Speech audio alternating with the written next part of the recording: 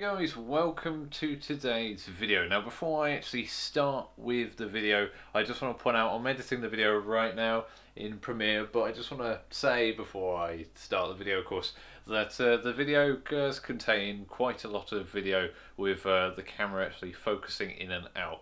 I do apologise for that. I've only just noticed it now during editing. So basically you will see quite a lot of the camera trying to focus on my face. So you will see it, try and focus Nikon's stupid camera auto-focusing system's shite on Nikon. But anyway guys, enjoy the video. I find it's alright. Just ignore it, alright? Anyway guys, enjoy the video.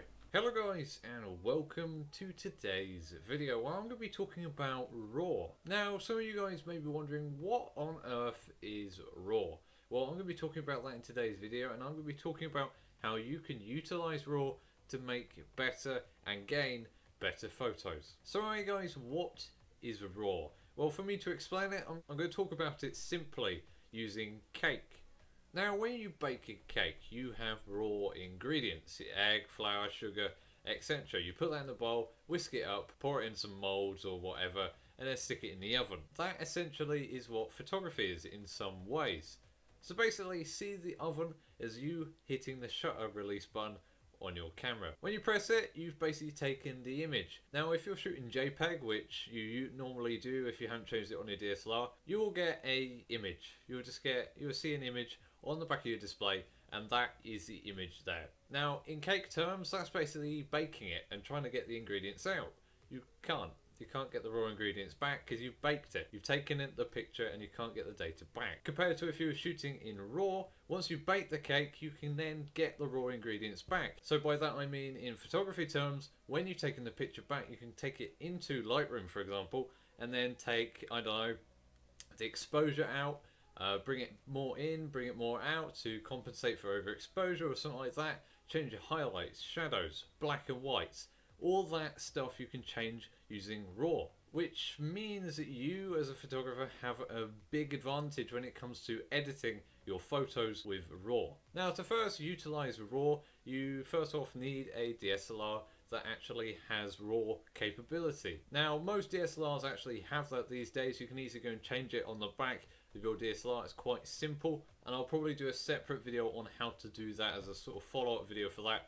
But comment down below either way if you want to see that. Now, to utilize RAW properly, we're going to take a look in Adobe Lightroom. There, what you can do is change basically everything with photos, from your exposure and so on. You get the point. So basically what we're going to be doing, we're going to be taking one example of my recent photo and talking about how RAW has helped to get the image where it is now, and if I didn't shoot in RAW, what it would look like. So wait, let's look on my monitor right here. So you can see we've got this image. This is actually my autumn sort of photo attempt, and you can see that everything has been edited. You can see it's nicely exposed. You've got some nice colours, you've got the nice greens, you've got the lighting quite well, shadows are nice, etc, etc. Now, if I press my backslash, you see, that is what the original image was like. Dum boom boom boom boom boom boom boom. You seem to get the point.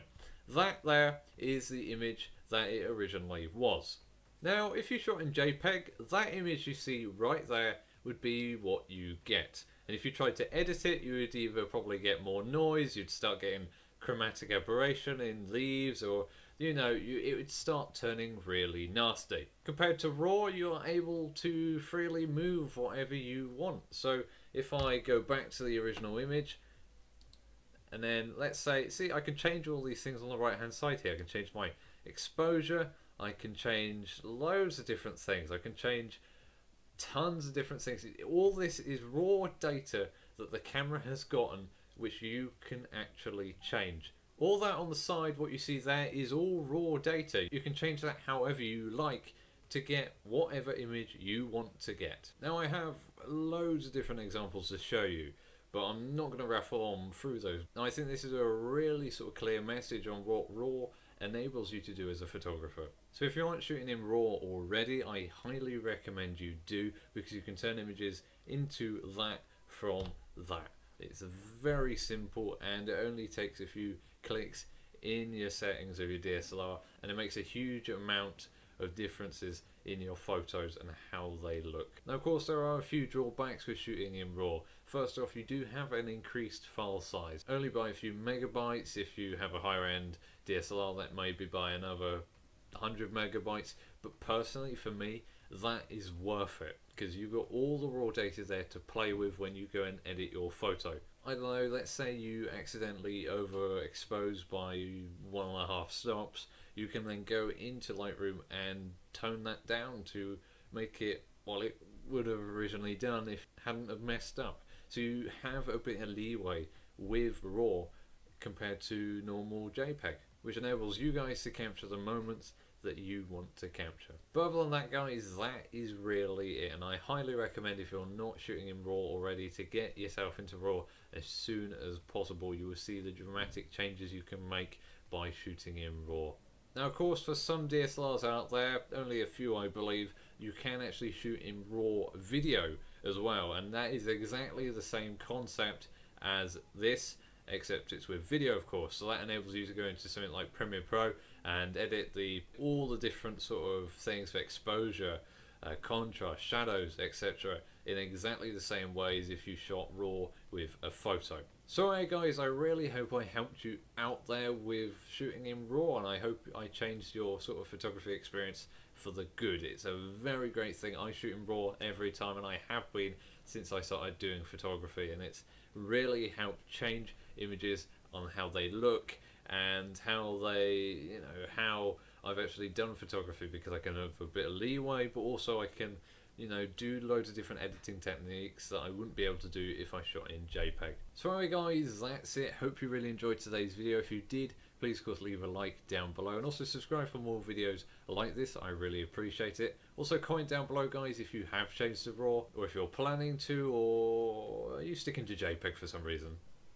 Be honest. Anyway guys, I'll be seeing you soon. Take care, and yes, bye bye.